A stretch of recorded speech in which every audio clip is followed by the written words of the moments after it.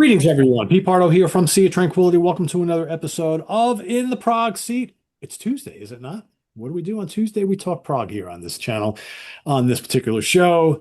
Today, it's all about Norway. We are going to talk about our favorite Norwegian bands, long overdue, because we seem to talk about Norwegian bands all the time, but we've never done a full episode just on them. So let me introduce the crew before we get started here. George Lamy is in the house. Yes, he's over that way. There we go. I got it right. Down below, right below me, we got the Kansas here, Chris Canzaneri. We've got Ken Golden, the Professor of Prague, in the house, and all the way down at the bottom of the squares from Saratoga Springs, Mr. Eric Porter. What's going on, everybody? Evening. Evening. We hope to have Louis Nasser on the show. He was supposed to be here, but we'll see how that goes. He is down in Mexico. He's probably chasing some roosters around his mom's place or something like that. Who knows? We'll wait and see what happens. But anyway, so we've each picked out our favorite five Norwegian bands. Could be older bands, current bands, whatever, within the kind of the prog realm. So prog metal, fusion, that sort of thing. So we'll start. Why don't we each we'll do three at a time. Three the first trip around, two the second trip around. So we'll start with George and we'll kind of work our way around the squares. We'll go George, Ken, Eric, Chris, and myself. And George, take it away. All right. I'm going to be the metal quotient tonight. I didn't find a ton of prog rock on I had 25 Norway artists, other than Wobbler, which would be honorable for me. None of them jumped out at me like the metal did. So my number 5 is Leprous. 9 albums. So their early stuff is where it's at for me. The one Ken put out, Tall Poppy Syndrome, that's a classic. Yeah. The one after it, Bilateral, that's an all-timer. Pretty much those first 4, maybe 4 or 5 if you count the demo. They've started to recede for me. I really don't dig what they're doing now, but still give credit for those first 5 or so. Really great stuff. Next, another band was on Ken's label, Circus Maximus. Another band that the early stuff is absolutely essential. Dream Theater style prog metal, especially the first 2 are just the classics for that genre. They've started to soften up a little bit, going the softy boy route, but hope springs eternal that they will come back and kick ass again. But if you want like Dream Theater meets Symphony X, great singer, great guitar player, check those first 2 albums. How long has it been? Oh, here's Lewis, by the way. When was that last album? It seems like it's been forever.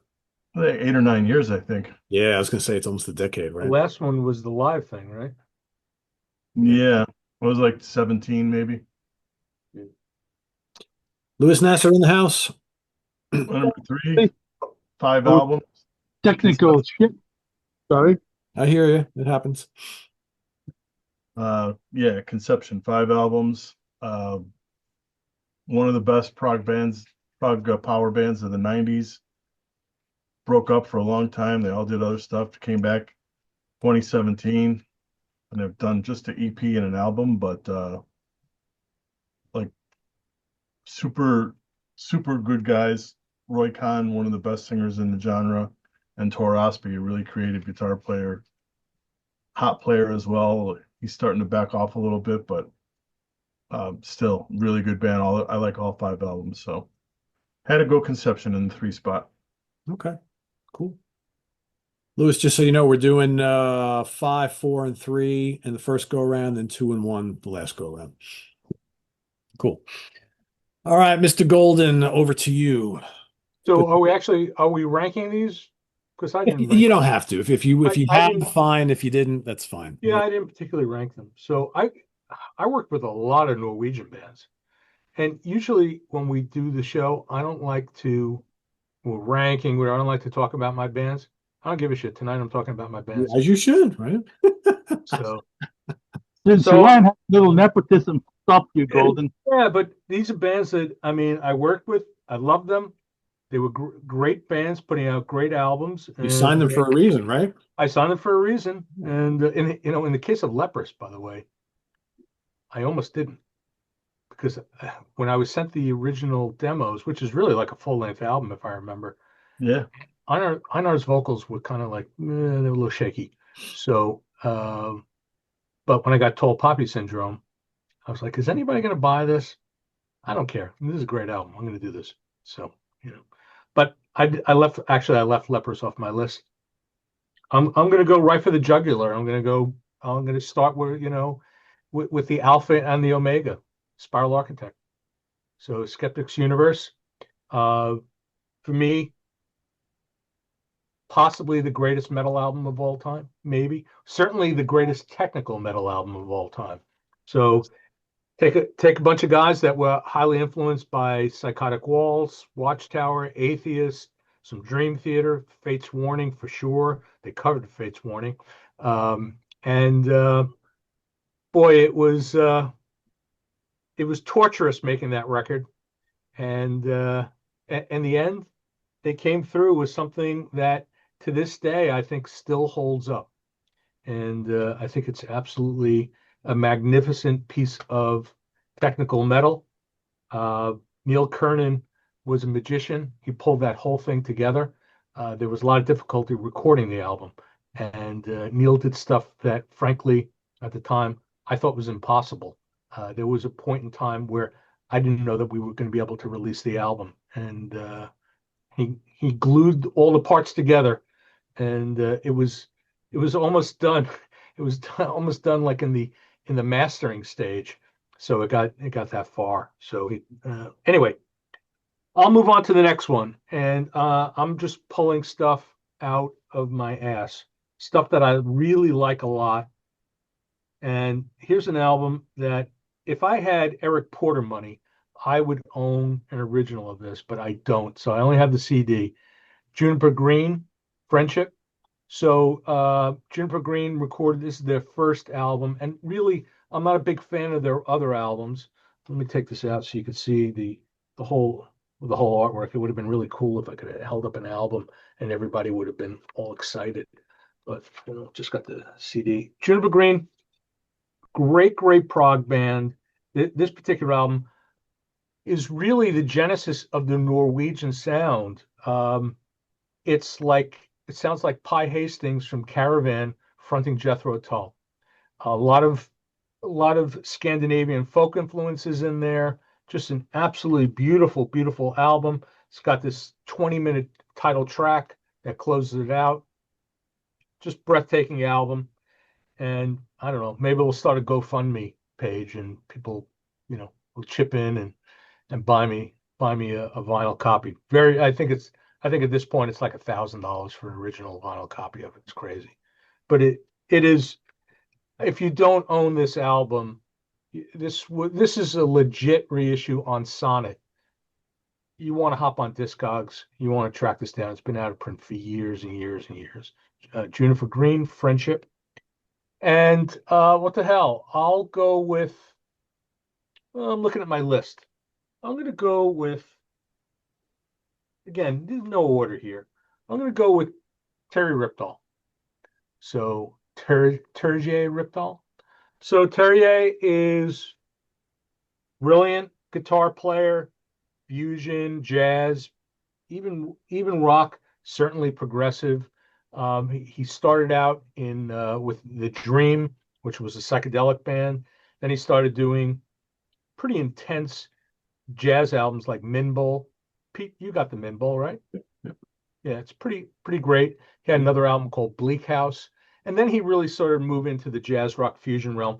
He has a very, to my ears, a very sort of angular style.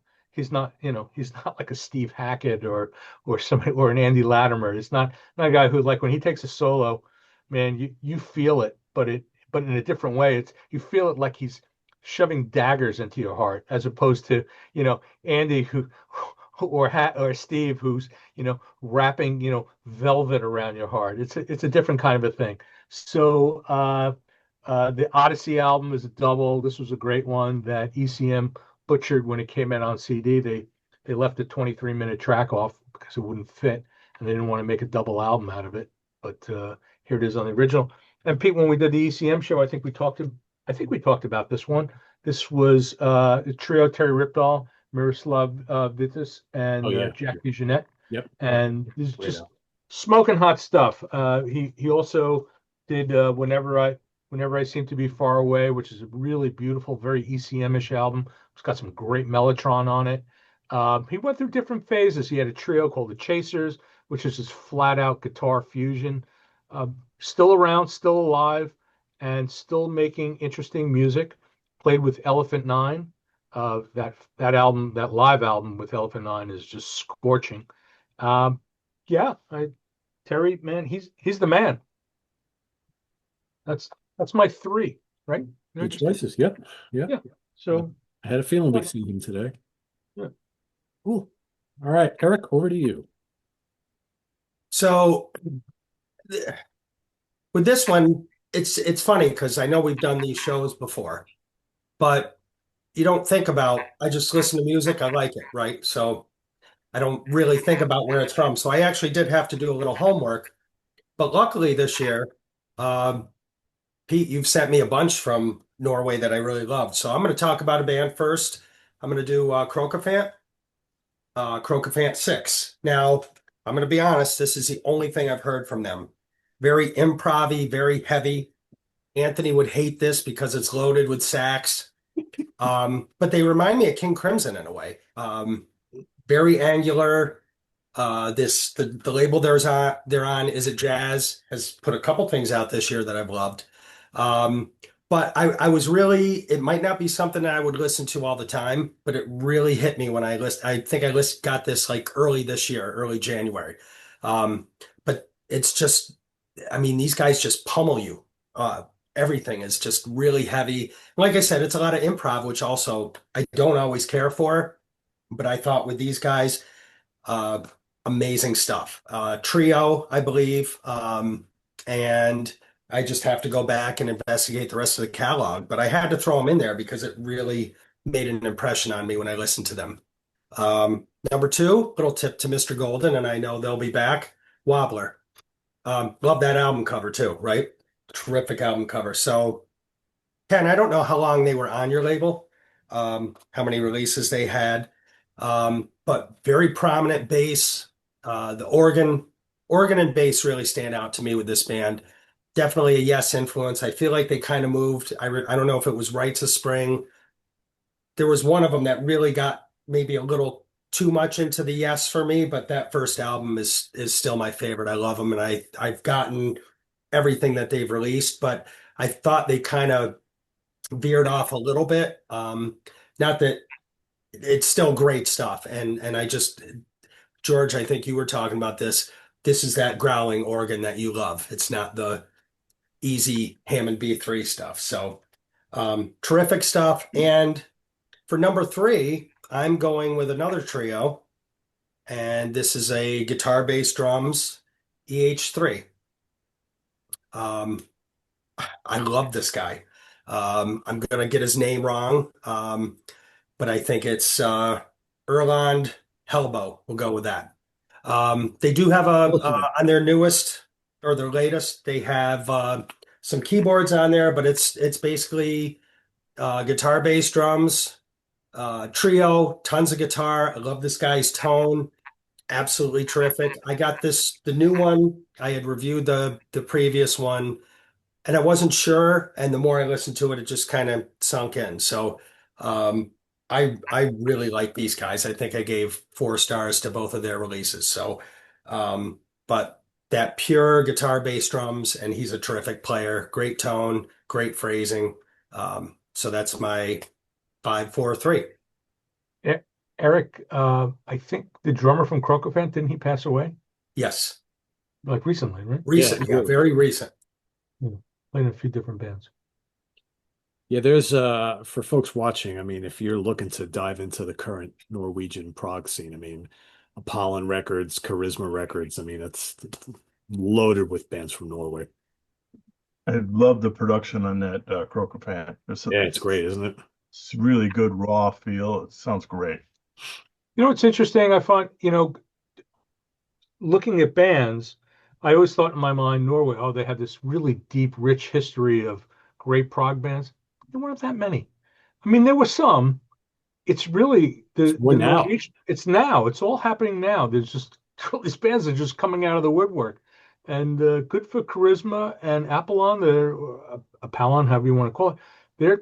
They're finding these bands, and man, their batting average is very high. Yep. Yep. For sure. Great. Cool. All right, Lewis, over to Mexico. Hello, everybody. I tried to mute myself to see if I was the quack, but I'm not the quack. It's Ken. Ken's the quack. Ken's the Should I Yeah. move? I'll mute myself.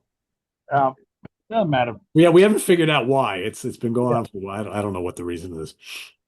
All right, so this was actually a very difficult assignment because there's so many good bands, as you were saying, Pete. There's a lot of really good stuff happening in Norway. But I'm going to go with some bands that I hope people will listen to. And there is a disclaimer, which is that after many years of being in the prog community and musician and all that, you get to meet a lot of these guys. So what I'm going to say is really something I genuinely like. I'm not paying lip service to my friends. That's part of being my friend. I do not blow smoke up anyone's ass. I generally like their work. My number 5 is going to be Pixie Ninja. It's a band that I don't know if too many people are aware of. I feel their debut is their best one. But the last 2 have been pretty good. Colors Out of Space and Hypnagogia, I think is how you pronounce it in English. That weird state of being asleep and awake, that sort of a thing.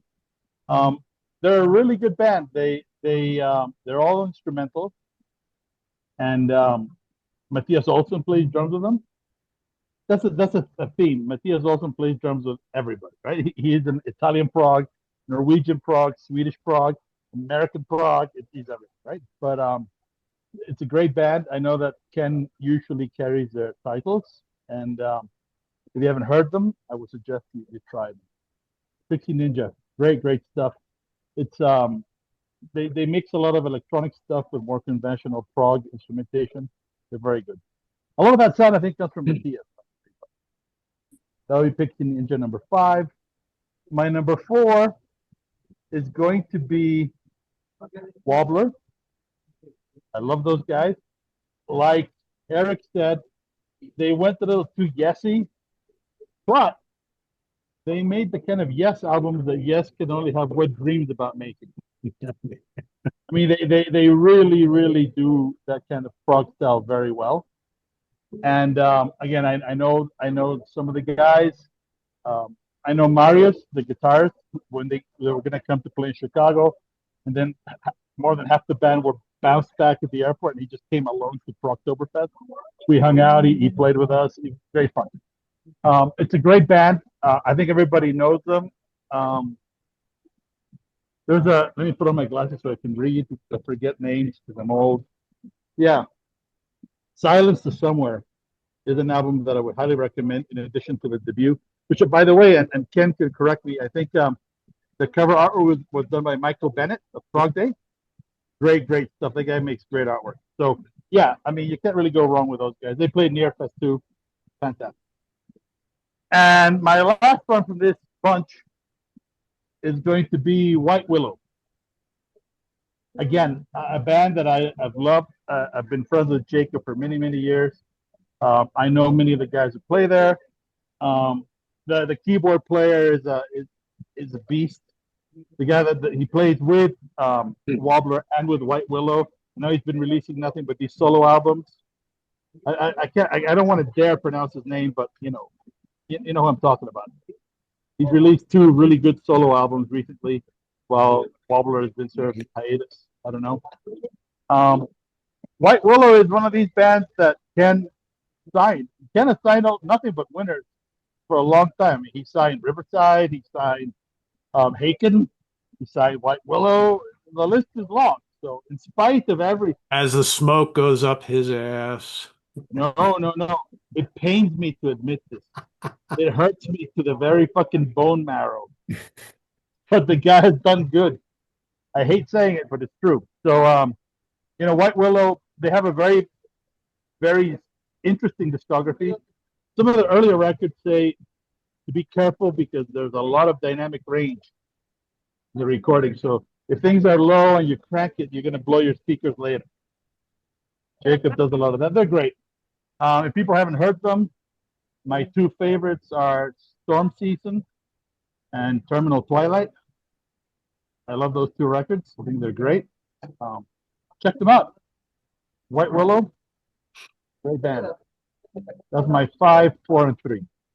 We might hear more about White Willow today, possibly. I guess so. So while folks are watching this episode, we taped this when you guys watched it. We taped it a little earlier this evening.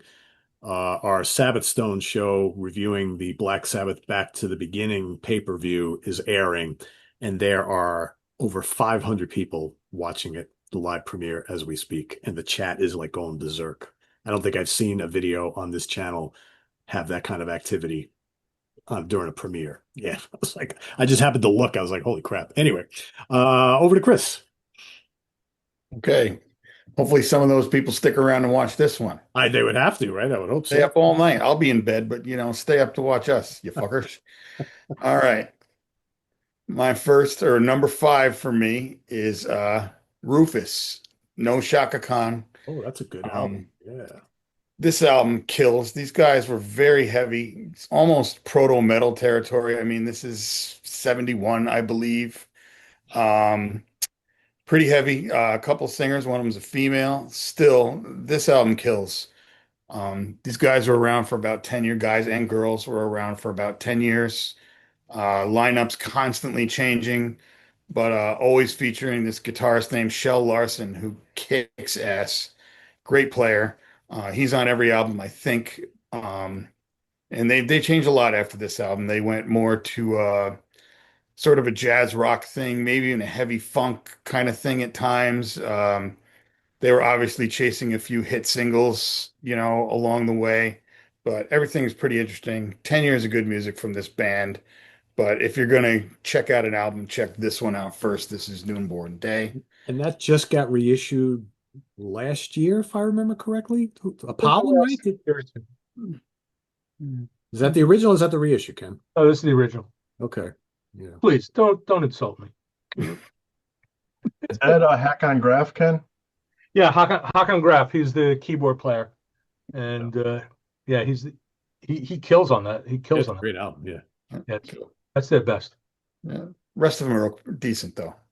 Yeah, second one, Heart was pretty good, more symphonic. Yeah, and then they Newborn Day stopped being a prog band after that. Okay.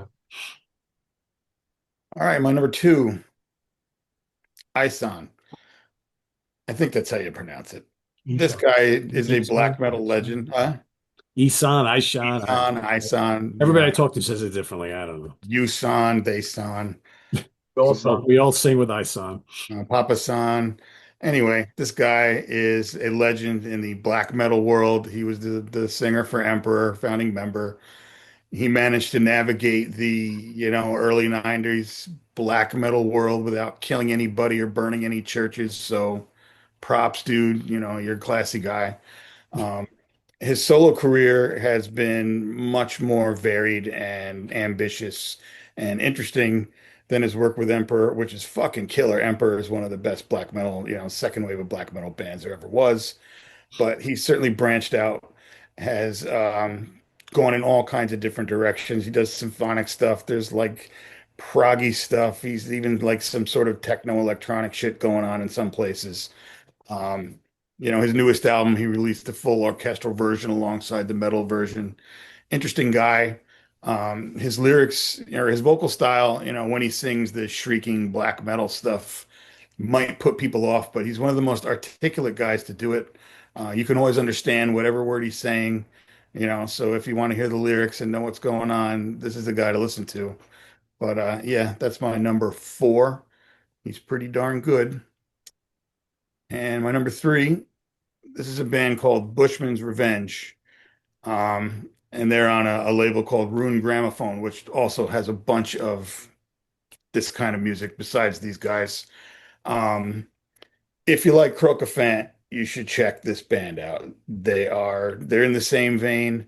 A lot of really crazy out there jazz rock improv. There's almost a metal edge to a lot of this stuff. Their first couple albums are really non-structured and wild, and they've softened up over the years. And they're not what they were when they started. I think this is their second album, which is "You Lost Me at Hello." This is one of their best. These guys are definitely, I think, right in the same pocket as Crocofan and maybe Elephant Nine. Much more guitar oriented though. Um, and they're always throwing in like little jazz covers. They never name the song what it actually is. It's always a play on words. So you'll hear like little familiar jazz passages from like standards and stuff. And they did a cover of War Pigs that is pretty cool. But yeah, Bushman's Revenge. That's my number three. Check them out. I have never heard them. That sounds Nope. I think you'd like them. You would like them. Yeah, cool. All instrumental, Chris, or Yeah. vocals, or Yeah, all instrumental. I'm taking a lot of notes. Eric's sold too. Look at that. yeah, I'm taking a look right now, see if we've. I would reach over and take them off the shelf, except Jeff has rearranged everything. I can't find anything. There you go. All right, Right on. get a little play later. Yeah, there's a lot of really good stuff on that label.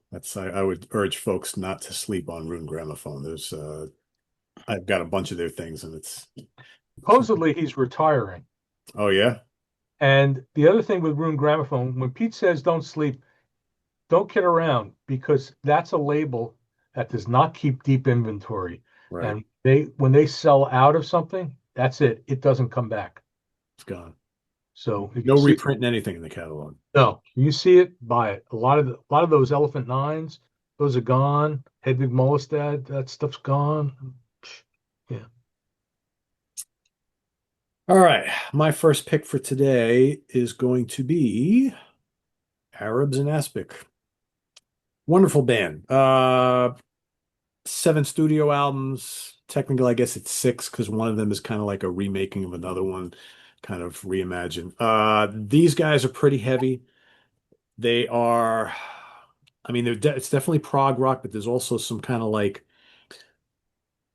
heavy Deep Purple Uriah Heep kind of Hammond organ, heavy guitar type of thing going on here. Vocals are a mix of Norwegian and English.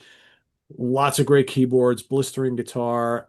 All the albums rock. There's one of the albums has like a lot of like a couple really long songs, but whether you start back at the beginning of the catalog with Far Out in Aradabia, which is their first album, or you start from the latest album, which is Magic of Sin, they're all really good. They all have a very similar artwork on the album covers, so that they're kind of like all look the same, not really look the same, but it's the same artist. And really, really good stuff. Really, really heavy, and they've never released a bad album. I would urge anybody to check them out. They're probably one of the great heavy prog bands coming out of Norway these days. That's my first pick at number 5. Next up, I'm gonna go with the band known as George Joe, who have 8 albums, I believe, all really good. These guys are a bit different, so this is more. To me, George Joe sounds like what a Norwegian prog band, what you think they would sound like, right? They have like if you're watching this episode and you're like, I've never listened to Norwegian prog, but maybe you have some sort of a idea of what it might sound like. It probably sounds like these guys. It's very folky, it's very quirky. The vocals are generally, I believe, all in Norwegian. I don't think there's any English vocals on any of their albums, but it doesn't matter. They're very well done. They're very kind of quirky and wispy and playful. The music will remind you at times of Gentle Giant. It's very complex. The music is not always, it's not very heavy, but some of it does rock, but there's like lots of flutes and keyboards and electric and acoustic guitar, and it's very rhythmic, very complex, very folky at times.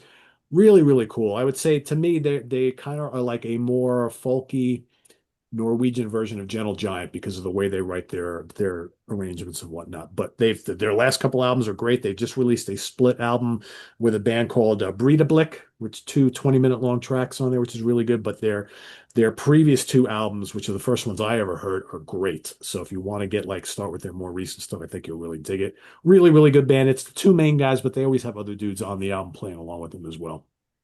Really great stuff. And my number 3 is going to be Magic Pie. Whoops. There we go. So Magic Pie's been around a while. They've got 6 albums now. Their first album came out in 2005, Motions of Desire. I fell in love with this band right from the beginning. To me, and all their lyrics are in English.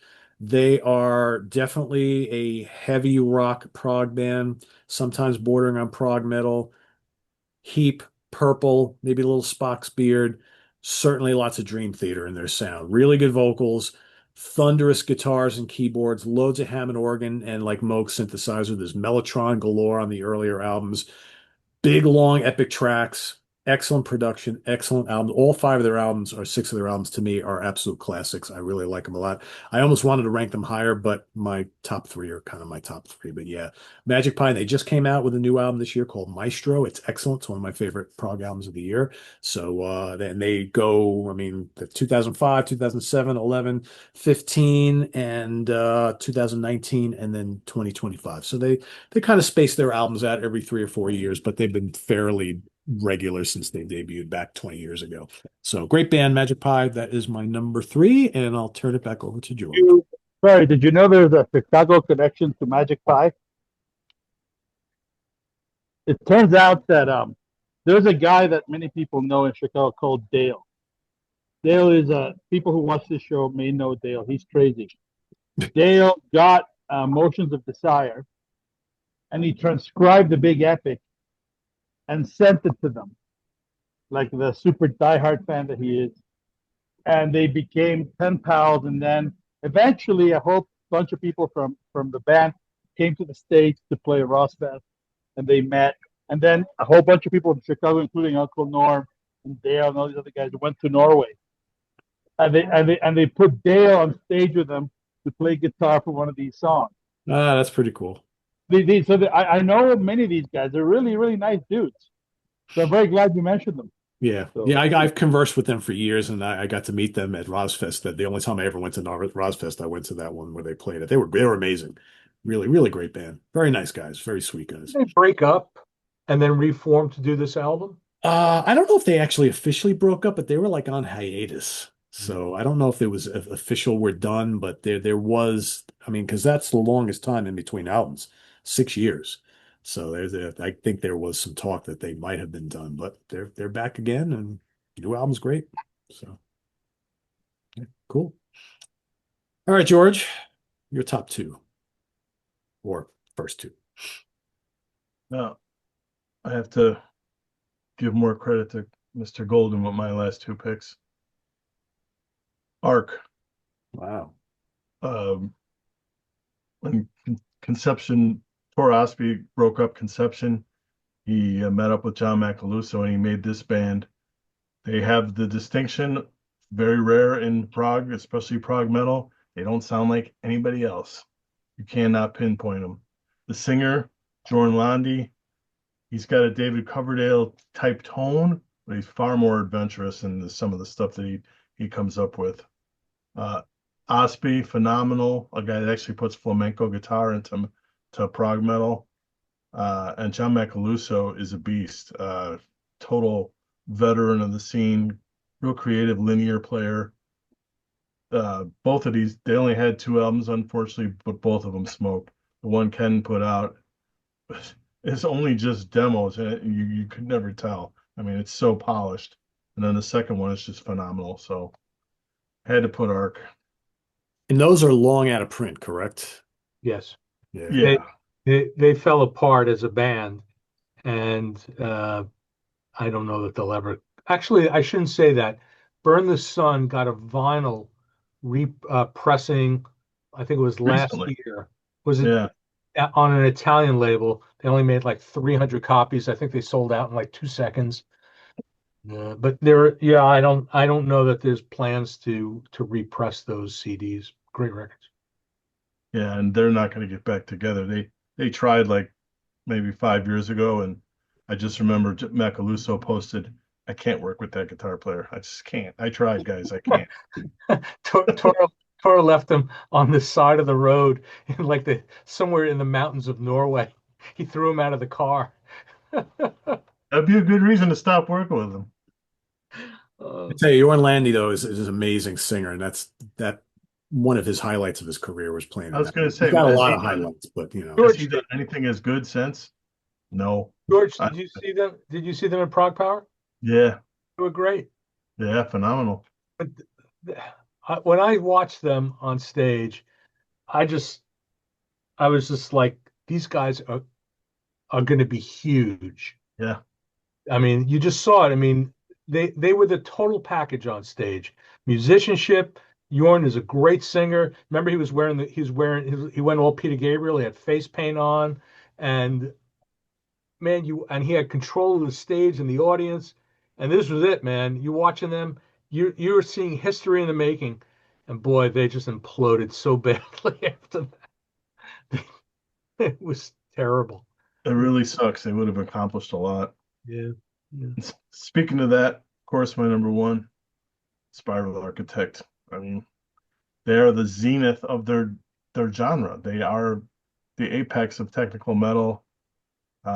This is one of those albums. They only one album, one and done. But it's one of those albums where if you let me go back in time and change anything, I wouldn't. There's nothing I could do to it.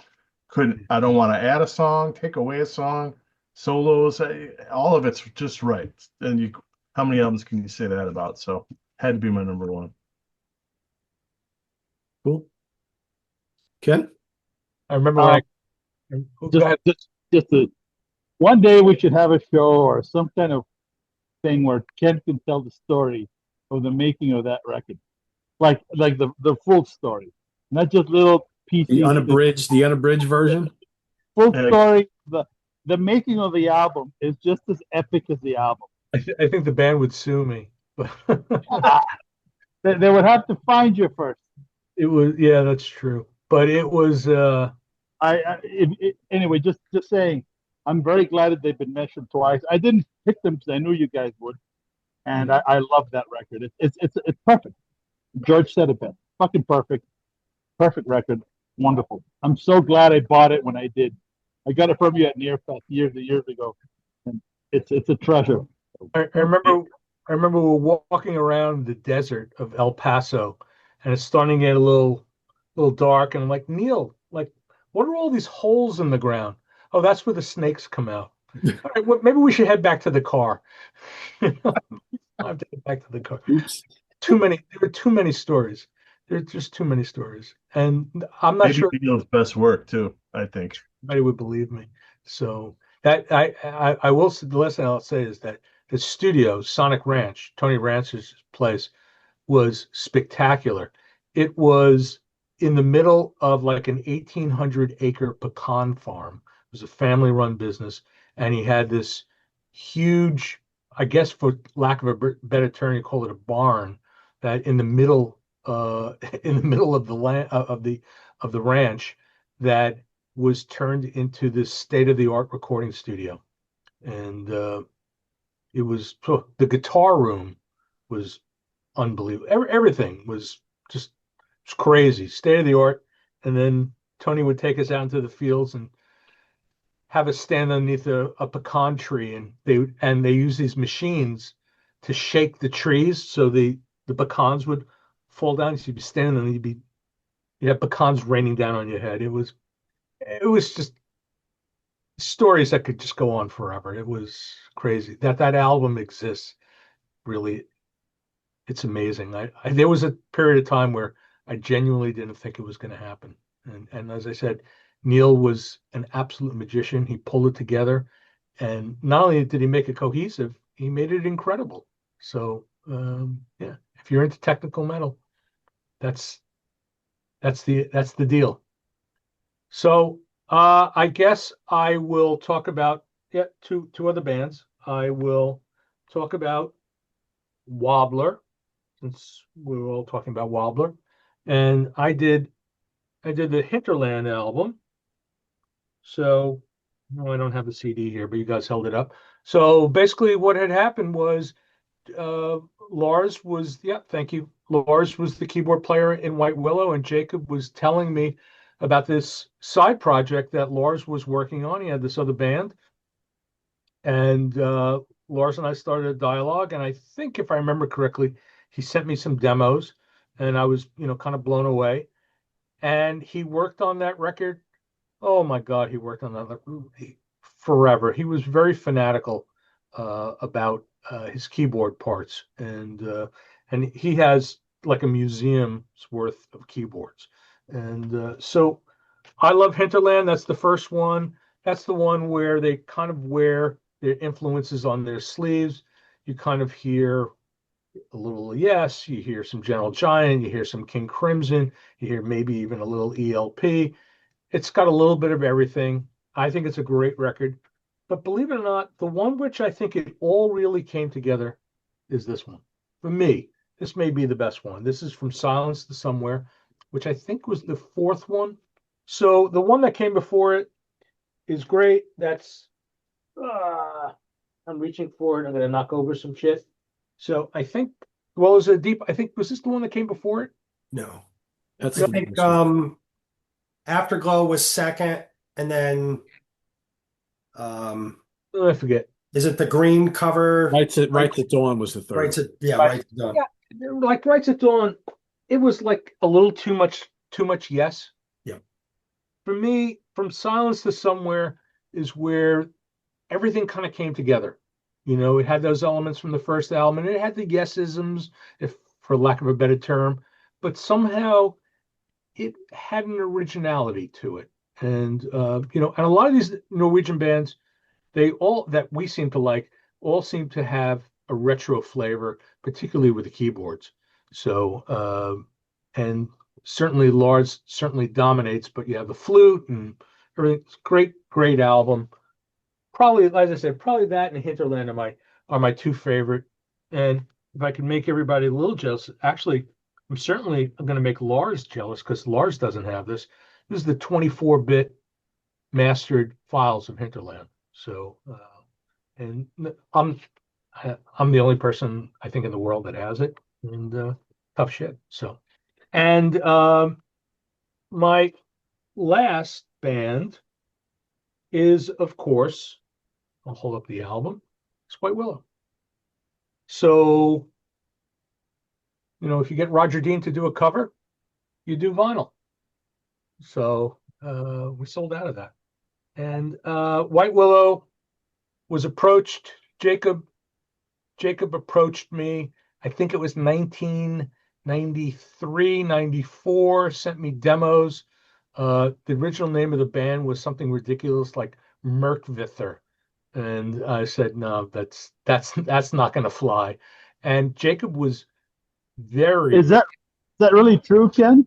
Yeah, it's true. Oh, he gave Jacob so much shit over this. This is fucking gold. It was called something like Merkvither. And Jacob was very young. I mean, the whole band was young. I think I don't want to say he was 16. I mean, I think he was a little older than that. But I mean, God, I was young then too. Well, a lot younger. So, and he sent me demos, and somewhere in the house I have the original White Willow cassettes, and he was mixing the Scandinavian folk, Norwegian folk influences. There's a lot of folk on the early album, and with prog, and I'm like all about it. And he sent me tapes which were an absolute mess, and Bob Katz did a great job mastering it and pulling it together. And and so that's the first album, and that's a great album. I do have one story about Luis. You mentioned the dynamic range. We did 7 albums so far. The 8th album is in the works right now. So the second album was Sacrament, and that was originally intended to be a solo album for Jacob, but it turned into a White Willow album. And the dynamic range on that album is incredible. I actually should have mentioned it in yesterday's show that I did for Great Sounding CDs. It's a great sounding CD. I took it to the Stereophile show in New York City at the Waldorf Astoria, and I was friendly with one of the distributors, a guy named Victor Goldstein. Victor passed away, and Victor was an incredible audiophile, and he had always some of the finest equipment in the world.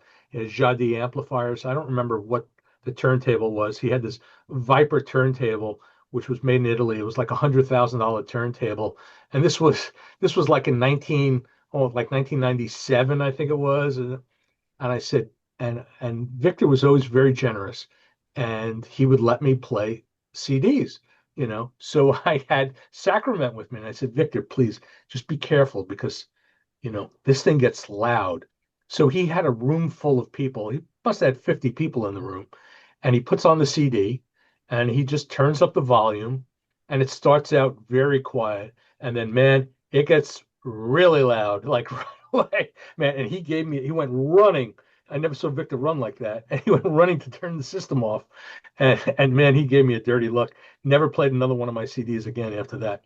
So my favorite, I think all told, there were a lot of different White Willow album sounds. They were Jacobs constantly changing. Uh, and whatever a White Willow album is, it's just whatever he's kind of into at that moment. And he drives the bus. And they've gotten more contemporary over the years. And this last one we did, Future Hopes. I mean, he even had Hedvig Mollestad playing some guitar on the album. And he went for this album, he went for a particular mixing engineer, Christian Engfeldt. He didn't want it to have like a traditional prog rock sound, and he achieved it. It's kind of, well, it's a great record, but I'm going on too long. My favorite White Willow album, I think, is Storm Season. Yeah, that's a good one. So Storm Season is a great album. Sylvia Erickson was still a vocalist, always a female vocalist in White Willow, except for a 5 minute moment when Reese Marsh was the singer and he didn't last long enough to record with them. And Didn't one guy sing in Soul Burn in this one? I think there's somebody singing on one. There's a guy who sings one song. Jacobs himself would sing a little bit, and but Storm Season was sort of an attempt, for lack of a better term, to make a prog metal album. I mean, in that respect, he failed because it's not a metal album by any stretch of the imagination, but it's the heaviest of the White Willow albums. So there's a lot of heavy moments on it, and I love this album, man. It's got opens with a great track, Chemical Sunset, and closes with another one, Night Side of Eden. Just great record, probably my favorite. I love them all. He's been torturing me for the last 2 years or so, working on the 8th album. And I guess I hope Jacob doesn't mind that I'm going to mention that it appears that the new vocalist in the band is going to be his daughter. And I heard some demos. Of her, and she's a very nice, very good singer, just graduated. And I think she's supposedly working on the vocals this summer. And then hopefully the album will be mixed in the fall and we'll get it out in 2026. So, yeah. So White Willow is my, for lack of better, say number one. Then none of these are ranked. These are all great records to me. I love them all. Cool. Good choice. Good band. Eric? So my last two are going to be, I can pretty much guarantee, in my top 5 for the year. I'm going to start with Soft Fog. Hadn't heard this band until this year, getting one of these to do a review. And I believe the guitar player is the guitar player for Crocofan as well. But different feel here.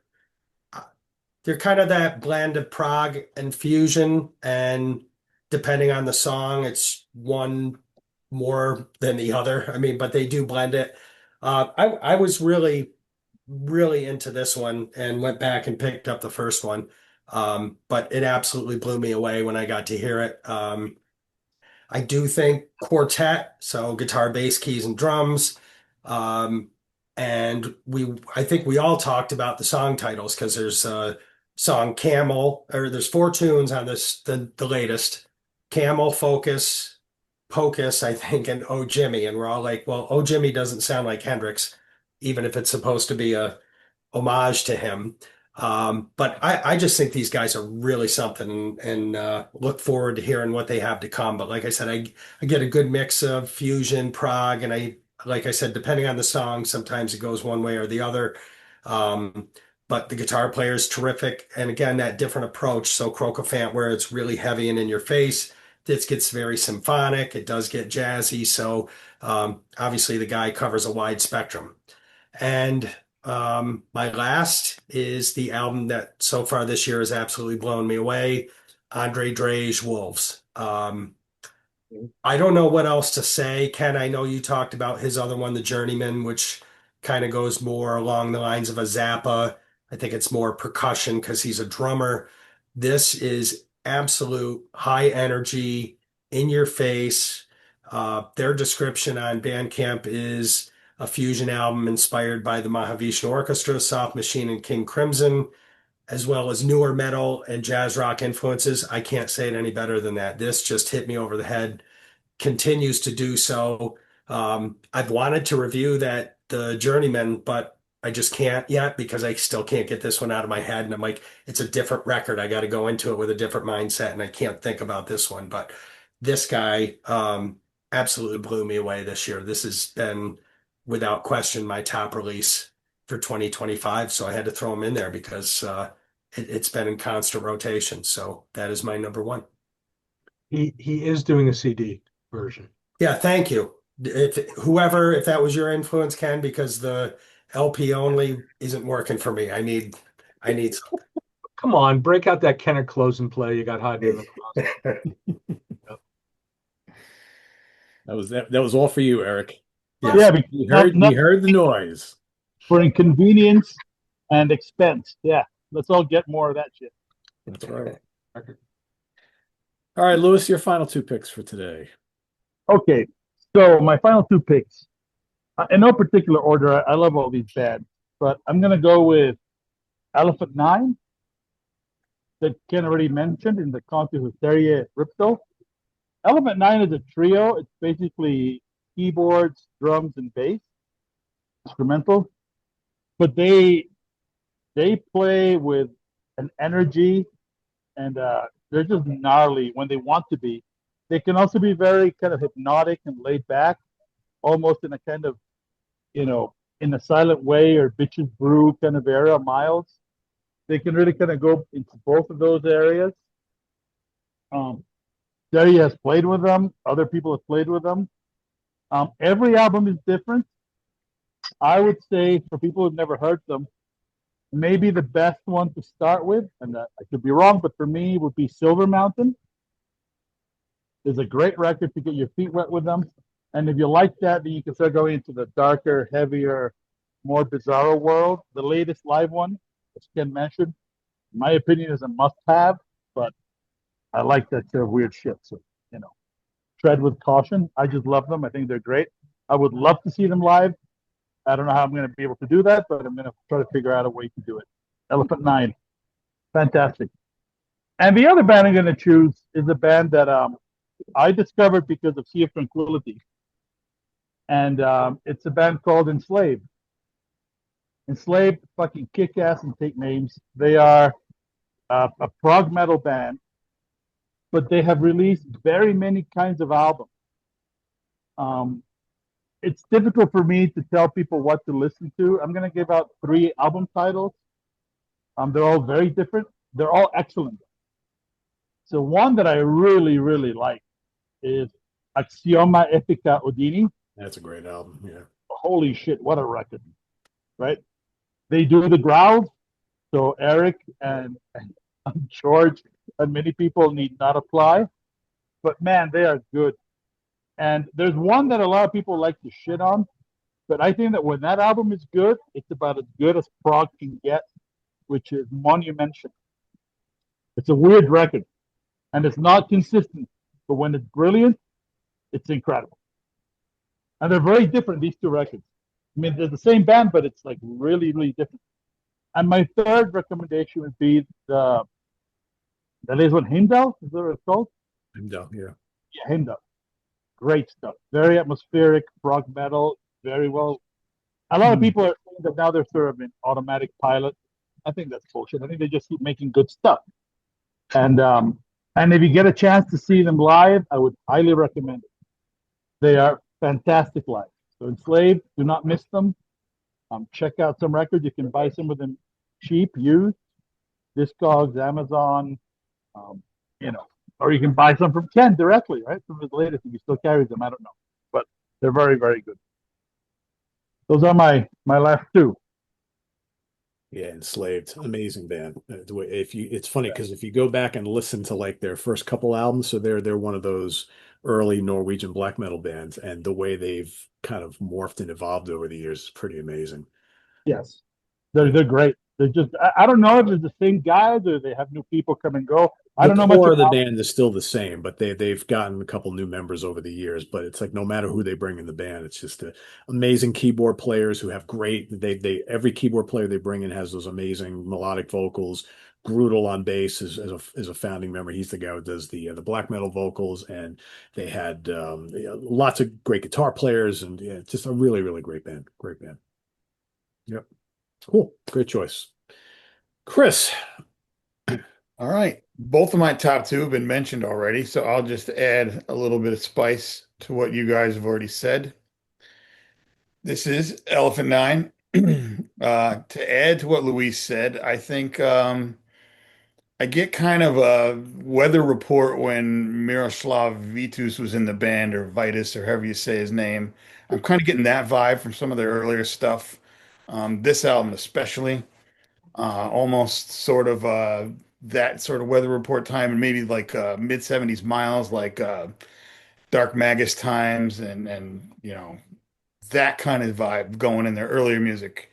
And Luis mentioned Silver Mountain. They teamed up with a guitar player named I don't know how to pronounce his name, Ryan Fisk. Raina Fisk was from Lamberg. Yeah. So he was on Silver Mountain, and I think a couple albums after that. So if you're, looking for guitar and you're checking out Elephant Nine, maybe start with Silver Mountain and move on. And of course, get the one with Terry, Catching Fire with Terry Riptall. All must-own stuff. But yeah, killer band, killer. And my number one, Arabs in Aspic. I've really been getting into this band over the last couple months, coincidentally. And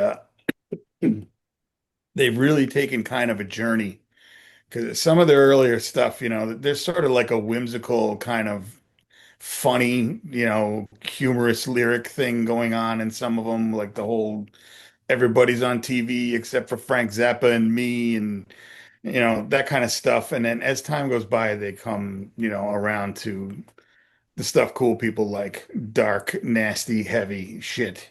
Although this early album here is quite heavy.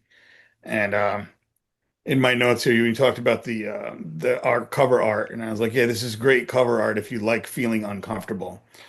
Yeah. Because You look at them carefully, you'll see some. yeah, this one, we got a Schwang and freaking Johnson hanging out on this one. That's where we start, and we end with, mom ripping the guts out of a baby deer to give to her kids and shit like that, which is, where this kind of stuff always ends up, so but yeah, Arabs in Aspic, jeez, killer fucking band. Check them out if you haven't. They're my number one. Cool. All right, my number two is Enslaved. Yes, indeed. It's amazing how proggy these last. God, I'm sitting there looking at their discography now. I would say honestly, Lewis mentioned Monumention from 2001. I would say everything from that album going forward up to Heimdall in 2023 is their prog period. All the albums before are more their kind of like early black metal, Viking metal period, but there's proggy bits in all of their albums for the most part. But man, you can start anywhere in this catalog, but and you mentioned Axioma Ethico Dini is amazing. Isa is great. Retir is great. Ruin is great. Utgard, I mean, they're all really amazing albums. And this band has a love affair with like early 70s Pink Floyd and Genesis. So they incorporate that style of prog in with their black metal and prog metal. And it's just amazing atmospheric moments and keyboard soundscapes. And then you get the savage part of their attack and great guitar work. And yeah, an amazing band. So that's my number two. And yes, I will echo what Lewis said. Go see them live. They're amazing live. I haven't seen them live in a number of years. I need to rectify that at some point. And my number one is going to be Wobbler. I love Wobbler. They are my current, probably favorite modern prog band. even though the music doesn't really sound all that modern, right? It sounds very old school, but I love them for that because I think they fully embrace all of their influences from the 70s and they make no bones about it. And yeah, you hear lots of Yes in their music and you hear King Crimson and Gentle Giant and ELP and Genesis and whatever. It's so well done. I mean, Lars's keyboard textures and sounds are just so vintage. You love Mellotron, you like Hammond organ and Moog and Fender Rhodes. It's all there. It's all great. The guitar work is great. I just love these guys. They've released 5 albums. They're all amazing. I have a different favorite album from them all the time. I could pick the first album. I could pick the most recent one. I can pick any of the ones in the middle. They're all amazing. My only issue with Wobbler is that we don't get enough albums quick enough from them. And now it's been how many years since Dwellers of the Deep? It's been a while. 5 years? Yeah. So hopefully there's something coming for them in the not too distant future, but I absolutely love them. So that's my favorite Norwegian prog band, at least today anyway. But yeah, go check them out. And I'll turn it over to quick honorable mentions. So I'll throw it back to George if he's got any. Yeah. Terra Odium, a new band featuring former member of Spiral Architect. List 1 album so far. Pagan's Mind, a power prog band, 5 albums, and Wobbler. I don't have all the Wobblers. I have to finish the collection, but I like everything I've got. That's it. Good stuff. Cool. Ken? Well, I had Circus Maximus, of course, and I had the Rufus. I held that up. Yeah, I don't, my favorite, George, I don't know if you would agree with me. My favorite Circus Maximus is actually the second one. So as much as I love the first chapter, Isolate is my favorite. It's personal taste. Both great. Yeah, and then the third album, after they left me, third album's still pretty good. Not as good as the 2 I put out. And then after that, they went off the rails. So Yeah, that last one just. and then they decided to become like Survivor or something like that, So the really only other honorable mention that I have is Blowout. And Blowout is just a monster fusion album. Håkon Graf, who was the keyboard player in Rufus, and then had a career doing lots of fusion-oriented albums. Svanung Huvenjo, who was the bass player for Terry Riptall. Great John Everson on guitar. John's great player. He was the guitarist in Moose Loose. We can mention Moose Loose made great fusion albums, Norwegian band. And John Christensen, the great drummer who played with so many people on ECM. And this is, well, I always called it Blowout, but I guess technically it's like a Håkon Graf album, I think, if you look it up. But this is one of the great European fusion albums. This is a monster of an album. Love it. Blowout. And that's what I got. I mean, we talked about Rufus, so yeah. Got to mention another band too that just kind of came to me. The band Host, also really good. This was a good band. They were a heavy band. They were there were bands, but as we said, the scene really came alive now. Yeah. You know what I wanted to say? I just want to say to Chris, like when you were talking about Elephant Nine, I hear a lot of Tony Williams' Lifetime in that band. Stalis Storloken is the keyboard player, and he's that monster keyboard player. He's really into 70s prog, but he kind of transports it into that jazz rock fusion realm. Like the Emergency album, right? The first album with McLaughlin. Yeah. And then he got Raina Fisk from Landberg to play with them. And Raina's on 1 or 2 albums, and I believe he's on a live album with them. But and I think I thought it was 3 albums total. Could be. But when Raina was in the band, boy, he added the X factor to me. He really kind of, I love all their albums, but he took it like to the next level. And then that live album with Terry Riptall that's like ridiculous. Classic. Instant classic. It was a great choice. Cool. Eric? I don't have anything to bring to the table in terms of new, but I'd throw George So and White Willow definitely in as honorable mentions for mine. So that should cover it. All right. Lewis? Well, I mean, Cancer mentioned them in passing, but I really like Moose Loops, the fusion band. I got two of their albums. I really, really enjoy them. And the other band I wanted to mention is they're a modern band. They're called Oak. They play a more kind of, melodic prog style with a little bit of crunch guitars. They're really cool dudes. They came to play in Chicago, and Tim McCaskey from Sonos played with them because their guitarists refused to come to play without a work permit. So the other guys came, and Tim learned all the parts and jammed with them for their show. It's cool stuff. I like those guys. They're nice people and they make cool records. So, people have never heard them. Check them out. They released a new album not that long ago, so which a Right. lot. Yeah, they have one. They have one out now. Yeah. Yeah. I don't know the name, but yeah, I think it's Sorry. The Third Sleep. I think it is. Yeah. Somewhat. that's it. And yeah, they're very good. Cool. Chris? Okay, I had White Willow, Wobbler, and Enslaved, which I left in the honorables because I knew you guys would want to talk about them. I also had Hedvig Molestad Trio, not Hedvig by herself. I prefer her work with the trio immensely more than her solo record. And I also have a band called The Windmill on there, who is criminally unknown, but They are very good. Yeah. Two albums. I enjoyed what I've heard from them, but I'm not super familiar with it. Can check them out more. That most recent one they did, which was last year, Ken, right?